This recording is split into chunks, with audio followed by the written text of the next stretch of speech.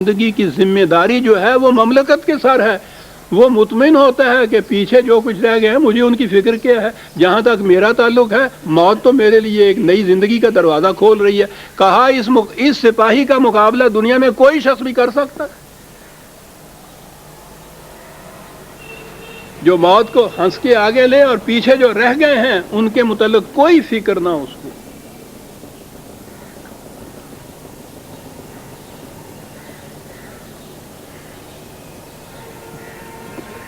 انما الحیات الدنیا لعب ولا. کہا ان کے لیے تو زندگی، یہی زندگی جو ہے طبعی زندگی، فزیکل لائف، حیوانی زندگی، کھانے پینے کی، یہی زندگی مقصود بالذات ہے. اور جب اس کا مقابلہ کیا جائے حیات جاویداں کے مقابلے میں تو یہ زندگی تو کھیل تماشے سے زیادہ کچھ حیثیت ہی کچھ نہیں رکھتی. چند منٹوں کے لیے ایک انٹرٹینمنٹ جسے آپ کہتے ہیں، بس اتنا صحیح ہے، اس سے زیادہ کوئی مقصد نہیں ہے. وَإِن تُؤْمِنُوا وَتَتَّقُوا يُؤْتِكُمْ أَجُورَكُمْ وَلَا يَسْأَلْكُمْ أَمْوَالَكُمْ. کہا کہ اگر تم، پھر وہی ہے، اگر تم ایمان لاؤ. یا ایھا الذین آمنوا سے بات شروع ہوئی ہے اور کہا چلا جا رہا ہے اگر تم ایمان لاؤ. اور پھر یہ ہوا کہ یہ ایک ہی دفعہ ایمان لانے کی بات نہیں ہے، یہ تو قدم قدم کے اوپر یہ بات ہے. جب اس منزل کی طرف آپ قدم اٹھاتے ہیں تو ہر قدم پہ آپ کے ذہن میں ہوتا ہے کہ وہ ہے میری منزل جس کی طرف میں جا رہا ہوں.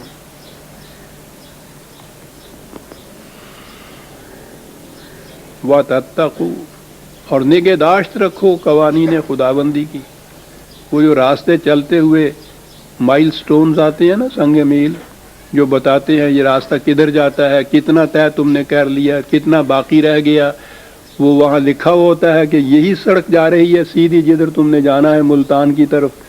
کہا ہم نے راستے میں یہ سنگ میل لگا دیے ہوئے ہیں، چلتے جاؤ تو ان کو پڑھتے بھی جاؤ، دیکھتے چلے جاؤ کہیں قدم غلط سمت کی طرف تو نہیں اٹھ گیا. یہ ہے وہ ابدی رہنمائی جسے قرآن کہتا ہے، جو راستے میں یہ نشانات راہ اس نے لگا دیے ہیں.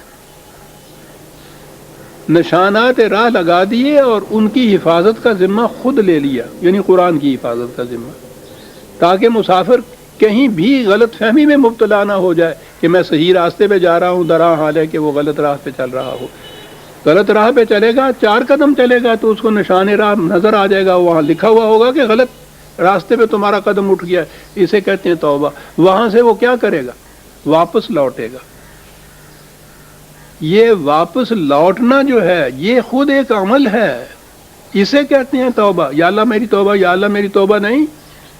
وہاں سے واپس لوٹنا، اس جگہ آنا جہاں سے قدم غلط سمت کی طرف اٹھ گیا تھا.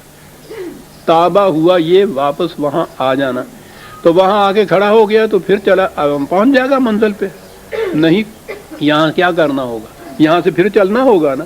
تابہ واصلح، واپس لوٹا اس چوراہے پہ جہاں سے غلط قدم اٹھا تھا، اور پھر وہ صحیح راستے کے اوپر قدم اٹھا کے چلا آگے. تابہ واصلح، سارے قرآن میں یہ دونوں چیزیں.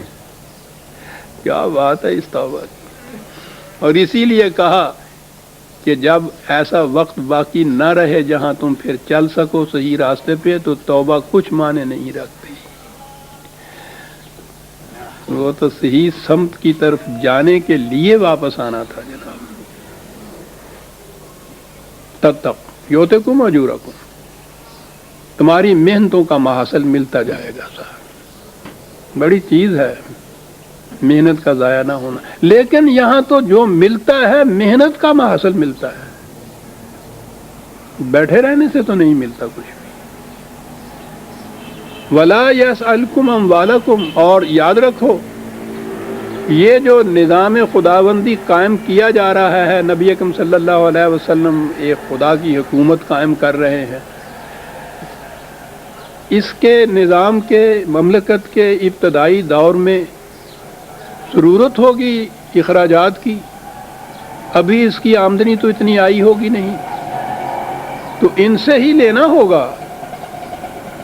کہا یہ ٹھیک ہے، اس وقت ایسا نظر آتا ہے جیسا یہ نظام، یہ مملکت تم سے کچھ مانگ رہا ہے، تم سے لے رہا ہے. یاد رکھو قرآن نے جو کہا ہے نا کہ یہ قرضہ ہے جو ہم تم سے لے رہے ہیں، اور قرض حسنہ ہے، نہایت خوبصورتی سے ادا کر دیا جائے گا تمہیں۔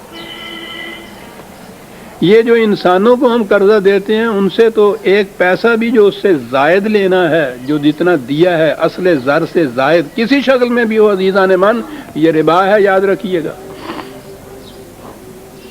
ہاں، اس کے نام آپ جتنا جی چاہے الگ رکھ لیں، یہاں وہ تو جو اصل زر سے ایک پائی بھی زیادہ لینی ہے کسی انسان سے، وہ تو اتنا بڑا جرم۔ اور اپنے متعلق کہا کہ اگرچہ یہ قرض جو ہم لیتے ہیں قرض حسنہ لیتے ہیں، یعنی وہ ذہن میں یہ نہ رکھو ربا والی بات، لیکن ہم جو واپس دیں گے تو 700 گنا واپس دیں گے تمہیں جناب۔ یہ ربا اور سود نہیں ہے، یہ تو کہا یہ زیادتی جو مل رہی ہے نا، یہ کسان جو ایک دانہ بوتا ہے اس میں سے 700 دانے ملتے ہیں نا اس کو، اسے تو سود نہیں کہتے نا، یہ تو ربا نہیں ہے نا، کیونکہ وہ محنت کر کے ایک دانے سے 100 دانے لیتا ہے۔ تو اس لیے ہم جو تم سے قرضہ لیتے ہیں اس قرضے کو اتنا زیادہ لوٹا کے دیں گے۔ بات صاف ہے، کوئی نظام، کوئی مملکت جب آپ اسے قائم کرنے لگیں گے تو اس پہ خرچ ہی خرچ ہوگا۔ اسٹیبلش کرنا ہے آپ نے، اس کو ڈیولپ کرنا ہے آپ نے، اس کو اس وقت دینا ہوگا۔ ایک ایک پائی لے لے گا وہ تو تم سے، لے کیا لے گا، تم خود جا کے ایک ایک پائی وہاں اس کو جا کے دے آؤ گے۔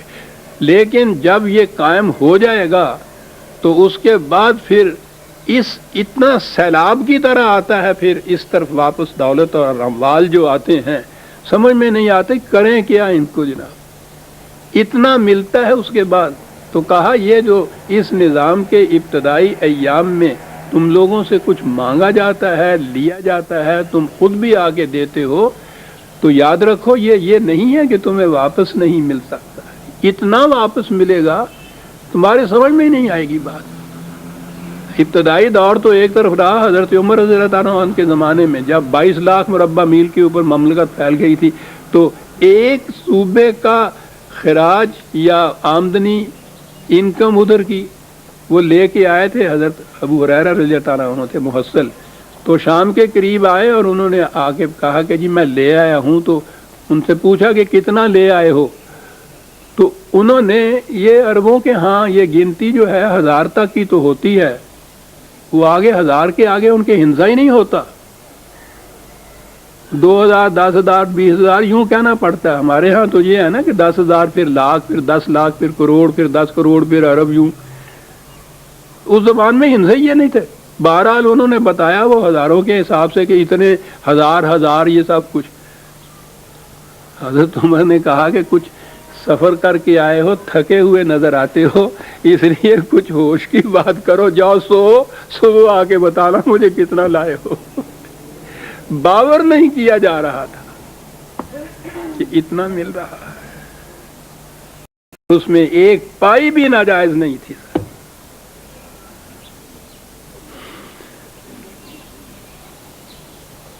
کہا اگر یہ اپنے لیے مانگے، ان یسألکموہا فیحفکم تبخلوا ویخرج اضغانکم، ٹھیک ہے اپنی ذات کے لیے اگر تم سے یہ مانگے ٹھیک ہے، پھر تم بخل کرو نہ دو، یوں سمجھو جیسے یہ بیکاری فقیر ہوتے ہیں نا، عجیب لفظ قرآن نے رکھا ہے، پیچھے پیچھے پھرنے والے، اور کیسے ننگے پاؤں پیچھے پیچھے پھرنے والا۔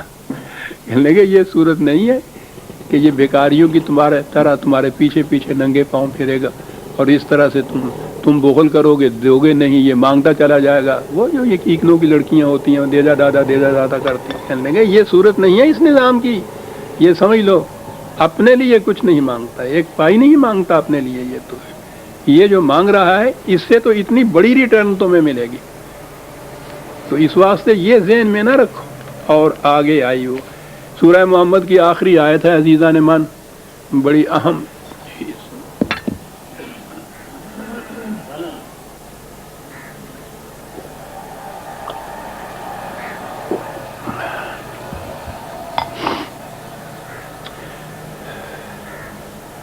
آپ نے دیکھا ہوگا، اب تو ہم دوسری مرتبہ بھی قرآن کریم کی 26ویں پارے پہ آئے ہوئے ہیں، تو یہ تو